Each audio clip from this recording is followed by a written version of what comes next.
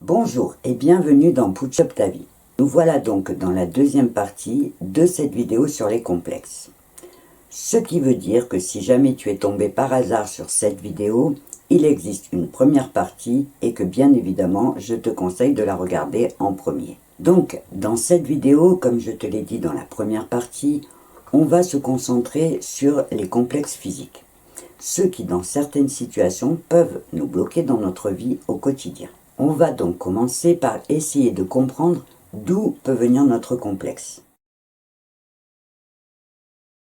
Et là, je te dirais que ça ne va pas être facile parce que bien évidemment, un complexe peut toujours provenir de plusieurs sources. Mais qu'en général, ils sont souvent ancrés dans les expériences de notre petite enfance ou influencés par les médias ou encore alimentés par la pression sociale.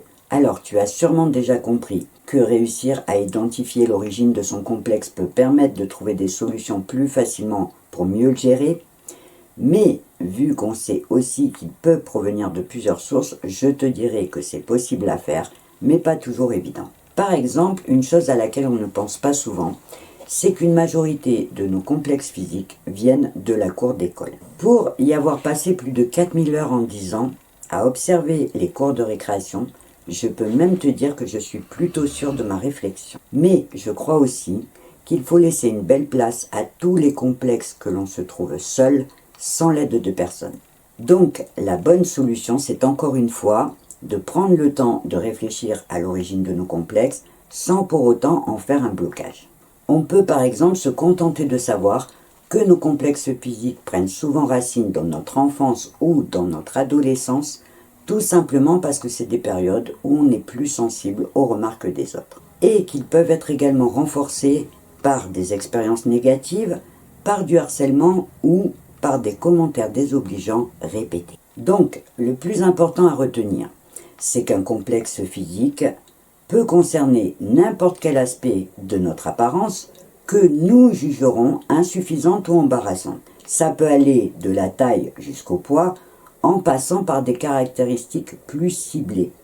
Par exemple, la forme de son nez ou l'alignement de ses dents. Et aussi que nos complexes sont souvent alimentés par des idéaux de beauté véhiculés par les médias et par la société. Donc, on se retrouve avec notre complexe à gérer, et là, tu vas avoir deux solutions. La première, ça va être de travailler sur ta perception, pour arriver à changer ta façon de voir les choses. En te demandant par exemple si tu ne pourrais pas essayer de voir tes complexes non pas comme des défauts, mais comme des particularités qui te rendent unique. En choisissant de changer de perspective, tu pourras le prendre comme un défi, et donc comme une nouvelle opportunité d'évoluer, en profitant encore une fois du chemin parcouru, et non pas en visant un but à atteindre, et où chaque progrès sera une petite victoire. Maintenant, je te rassure, si jamais cette première étape te paraît trop difficile, tu pourras aussi choisir la deuxième solution, qui consiste à apprendre à gérer ces complexes grâce à des petites stratégies, comme par exemple travailler sur son auto-acceptation. Alors je sais que je t'en ai déjà parlé dans la vidéo sur la confiance en soi personnelle, et je sais aussi que ce n'est pas facile à se l'imaginer quand on se l'entend dire. Mais l'idée de base de cette stratégie, c'est de partir du principe qu'il vaut mieux des fois travailler pour se faire une raison une fois pour toutes, plutôt que de passer sa vie à se battre contre soi-même. Tu pourrais par exemple commencer par travailler sur l'idée que tout le monde a des complexes, que c'est humain et donc normal. Alors, je sais que j'ai peu de chances de te convaincre avec ce genre d'argument. Mais je me suis dit que ça ne coûtait rien d'essayer et surtout qu'il ne fallait négliger aucune piste. Pour que ce soit plus facile, je te dirais qu'il ne faut peut-être pas voir l'acceptation comme un renoncement, mais plutôt comme un choix délibéré pour voir ce que tu peux en tirer de bon. Si par exemple, tu arrives à comprendre et à accepter que c'est justement ton complexe qui te rend unique aux yeux des autres, et donc qui fait ta différence et ta richesse, peut-être que ça t'aiderait. Et là, je ne sais pas pourquoi, je t'imagine en train de faire la grimace. Mais attends, n'essaye pas de réfléchir au fur et à mesure. Il faudra le faire à tête reposée. Pour l'instant, je te donne mes propositions Ensuite, tu prendras le temps au calme d'y réfléchir pour faire le tri dans toutes ces idées et évidemment choisir celle qui te conviendra le mieux. Donc, je continue. Tu pourrais aussi choisir de travailler ta représentation positive, en choisissant par exemple de lire des médias qui célèbrent la diversité des corps et des visages, ce qui te permettrait de normaliser certaines choses et donc de mieux apprécier tes différences. Après, tu peux aussi choisir de travailler sur des objectifs réalistes. Par exemple, au lieu de viser les standards inatteignables pour toi, tu pourrais choisir de te fixer des petits objectifs significatifs pour toi qui vont te permettre de gagner en confiance. Par exemple, si tu n'es pas à l'aise en public, commence par assister à des événements en petit comité. Tu pourras prendre confiance et progressivement aller vers des événements de plus grande taille. Et si vraiment, malgré tous tes efforts, tu ne trouves pas de solution et que tes complexes te bloquent vraiment dans ta vie au quotidien, je te conseille vraiment de faire appel à l'aide d'un professionnel. Parce qu'on peut avoir besoin des fois d'être aidé pour travailler sur des complexes qui sont enracinés en nous depuis trop longtemps. Pour partager une petite note inspirante et optimiste avec toi, je voulais te donner 2 exemples de célébrités qui ont réussi à faire de leur complexe un atout. En commençant par te parler de Meryl Streep, considérée comme l'une des meilleures actrices de sa génération. Pourtant, Meryl n'a jamais caché ses complexes physiques, et notamment celui sur son nez qu'elle trouvait trop long.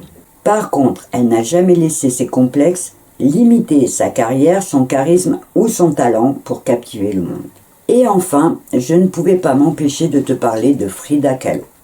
D'abord parce que j'en suis fan, mais surtout parce que c'est vraiment l'exemple parfait pour ce sujet.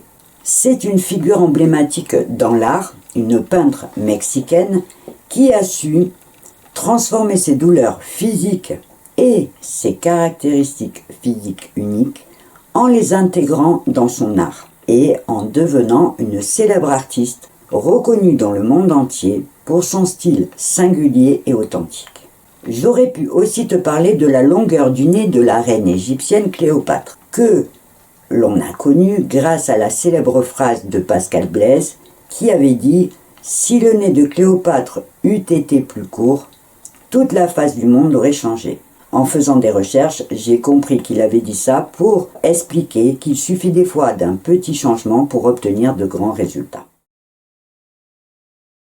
Avant de passer à la conclusion, je vais partager avec toi une petite expérience personnelle concernant un complexe pour te prouver qu'on a aussi souvent tendance à trop grossir les choses. La première fois que j'ai voulu faire une vidéo, il y a 5 ans, pour lancer ma chaîne de couture. J'ai donc pris ma caméra, tourné ma première vidéo, sauf que je ne m'y attendais pas, et quand j'ai entendu le vrai son de ma voix, celui que tout le monde entend, j'ai été choquée. Et je me suis carrément dit, c'est impossible que je fasse des vidéos avec une voix comme ça. Et il a fallu que ça soit les autres, qui avaient toujours entendu ma voix, donc qui étaient habitués, qui arrivent à me convaincre que les dames qui allaient venir voir les vidéos pour apprendre à coudre s'en foutraient de ma voix et de ma tête.